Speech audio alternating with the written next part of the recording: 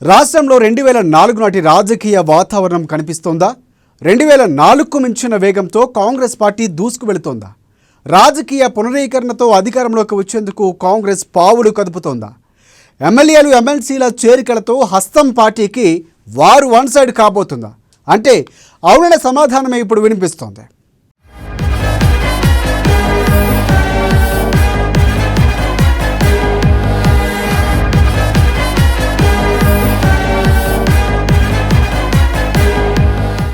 గత 9.5 ఏళ్లలో ఎన్నడూ లేనంత జోష్తో కాంగ్రెస్ దూసుకుపోతుంది.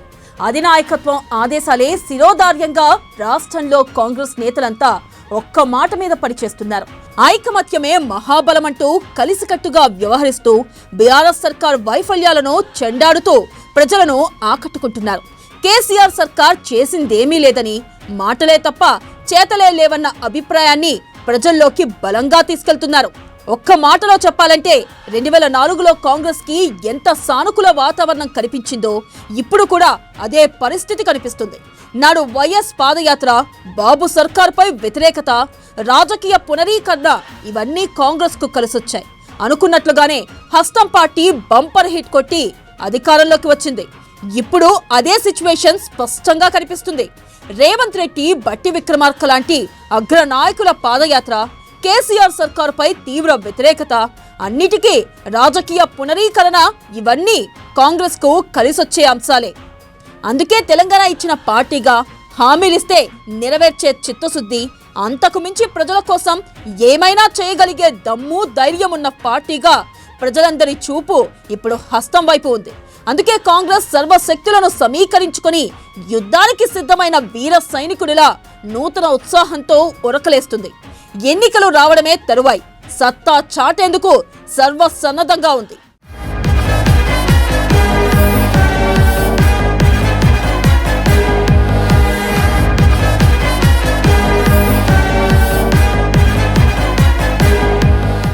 ఇక రాష్ట్రంలో కాంగ్రెస్ కు సానుకూల వాతావరణం స్పష్టంగా కనిపిస్తున్న తరుణంలో హస్తం పార్టీలోకి చేరికలు వెల్లువెత్తుతున్నాయి. చేరికలంటే మామూలు చేరికలు కాదు. 9.5 ఏళ్లుగా అధికార బీఆర్ఎస్ లో కీలకంగా వ్యవహరించిన నేతలు ఇక ఆ పార్టీతో తెగదెంపులు చేసుకుని కాంగ్రెస్ లోకి వస్తున్నారు. ఇక బీఆర్ఎస్ పార్టీతో ప్రజలకు ఒరిగిందేమీ లేదని, అంతా హైఫై డ్రామా తప్ప అన్న అభిప్రాయం వారిలో వ్యక్తమవుతుంది. అందుకే అలాంటి అతిరథ మహారథులంతా హస్తం పార్టీలోకి చేరుతున్నారు. ఇక ముందు కూడా మరింత మంది ఆ లిస్టులో ఉన్నారు. ముఖ్యంగా సీనియర్ ఎమ్మెల్యేలు, ఎమ్మెల్సీలు, ముఖ్య నాయకులు, ఇలా సీఎం కేసీఆర్ కు అత్యంత సన్నిహితులుగా ముద్రపడ్డ నాయకులంతా హస్తం పార్టీలోకి వచ్చేస్తున్నారు. ఒకరా ఇద్దరా, ఈ లిస్టు చూస్తే చాలా పెద్దదే. అంతా ముఖ్య నాయకులే, కేసీఆర్ కు ఒకప్పుడు సన్నిహితులే. అలాంటి నాయకులు కూడా ఇక బీఆర్ఎస్ తో లాభం లేదని హస్తం పార్టీ వైపు చూస్తున్నారంటే పరిస్థితిని అర్థం చేసుకోవచ్చు. కాంగ్రెస్ అధినాయకత్వం కూడా ఎవరిని పడితే వారిని చేర్చుకోకుండా బలమైన నేతలు, పార్టీకి అడ్వాంటేజ్ గా నిలిచే నేతలనే ఏరి కోరి తీసుకుంటుంది. చాలా పకడ్బందీగా వారి ప్రపోజల్ను గమనించి తీసుకుంటుంది. అందుకే కాంగ్రెస్ లో చేరుతున్న నాయకుల జాబితా ముఖ్య నేతలే కనిపిస్తున్నారు. కాంగ్రెస్ ఇప్పుడు ఎంత బలమైన రాజకీయ శక్తిగా అవతరించిందో ఈ చేరికలే నిదర్శనమని చెప్పవచ్చు.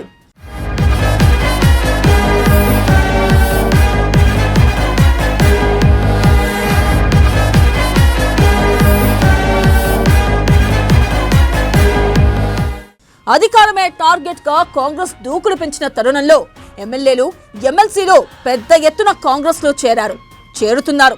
ఆ ఎమ్మెల్యేలు, ఎమ్మెల్సీలు వారి బలాలను ఒక్కసారి విశ్లేషిస్తే ఇప్పుడు మైనంపల్లి హనుమంతరావు పేరు ప్రముఖంగా వినిపిస్తుంది. ఈయన మల్కాజ్గిరి ఎమ్మెల్యేగా ఉన్నారు. 3 సార్లు ఎమ్మెల్యేగా, ఒకసారి ఎమ్మెల్సీగా పనిచేసిన అనుభవం ఆయనకు ఉంది. గతంలో గులాబీ పార్టీకి హైదరాబాద్ శాఖ అధ్యక్షుడిగా పనిచేశారు. అన్నిటికీ మించి కేసీఆర్ కు అత్యంత సన్నిహితుడైన నేతగా ముద్రపడ్డారు. ఒక దశలో ఆయనకు మంత్రి పదవి దగ్గరి దాకా వచ్చి చేజారింది. సామాజిక వర్గ సమీకరణల్లో మల్లారెడ్డికి ఆ పదవి దక్కిందని అందరూ చెబుతుంటారు. అలాంటి మైనంపల్లి నిస్సందేహంగా హైదరాబాద్ లో బలమైన నాయకుడనే చెప్పవచ్చు. ఆ మాటకొస్తే 4-5 నియోజకవర్గాలను ప్రభావితం చేయగల గట్టి అనుచరగణం మైనంపల్లికి ఉంది. మల్కాజ్గిరితో పాటు మెదక్, కుత్బుల్లాపూర్, సికింద్రాబాద్ కంటోన్మెంట్, మేడ్చల్ నియోజకవర్గాల్లో మైనంపల్లికి గట్టి కేడర్ ఉంది. ఇవన్నీ చూస్తే కాంగ్రెస్ కు కలిసొచ్చే అంశాలే.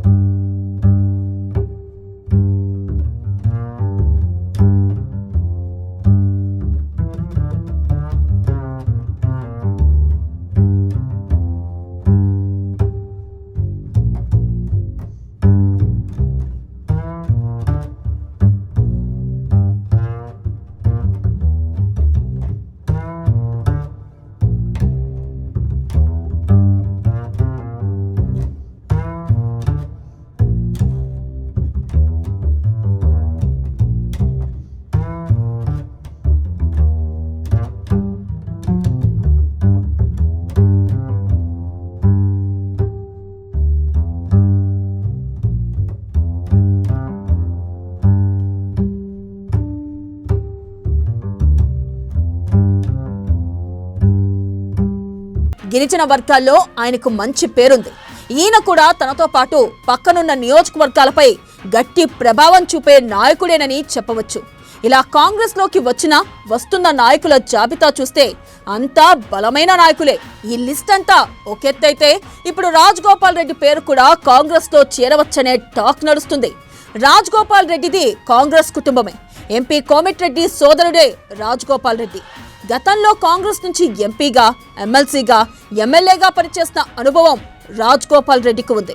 మునుగోడులో బీజేపీకి ఎలాంటి బలం లేకపోయినా సొంత బలంతో ఎమ్మెల్యే బరిలో నిలిచారు. అధికార పార్టీకి ముచ్చెమటలు పట్టించారు. రాజగోపాల్ రెడ్డి మునుగోడులో ఓడిపోయినా నైతికంగా మాత్రం విజయం ఆయనదేనన్న భావన రాజకీయ వర్గాల్లో వ్యక్తమవుతుంది. అలాంటి రాజగోపాల్ రెడ్డి ఇప్పుడు బీజేపీలో అసంతృప్తిగా ఉన్నారన్న వార్తలు వస్తున్నాయి. త్వరలో ఆయన కూడా కాంగ్రెస్ లో చేరే అవకాశాలున్నాయన్న మాట వినిపిస్తుంది.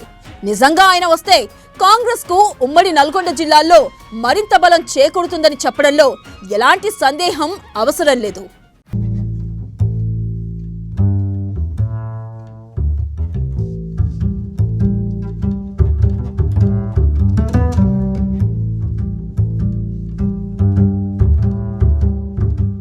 అధికార పార్టీ బీఆర్ఎస్ తో డి అంటే డి అంటూ దూసుకుపోతుంది. తాజా చేరికలతో హస్తం పార్టీ బలం మరింత రెట్టింపవుతుంది. ప్రతి జిల్లాలోనూ ముఖ్య నేతలంతా కాంగ్రెస్ లో చేరారు, ఇంకా చేరుతున్నారు. ఎట్టి పరిస్థితుల్లో ఈసారి అధికారంలోకి వచ్చేందుకు హస్తం పార్టీ సర్వసన్నద్ధంగా ఉంది. అధినాయకత్వం సూచనలతో వచ్చే ఎన్నికల్లో విజయడంకా మోగించేందుకు రాష్ట్ర కాంగ్రెస్ నాయకత్వం సమరోత్సాహంతో ముందుకు కదులుతుంది. ఇక ఎన్నికలు రావడమే ఆలస్యం, బంపర్ హిట్ కొట్టడం ఖాయమని కాంగ్రెస్ నేతలంతా బల్లగుద్ది చెబుతుండగా విశ్లేషకులు కూడా ఇదే అభిప్రాయాన్ని వ్యక్తం చేస్తూ ఉండడం విశేషం.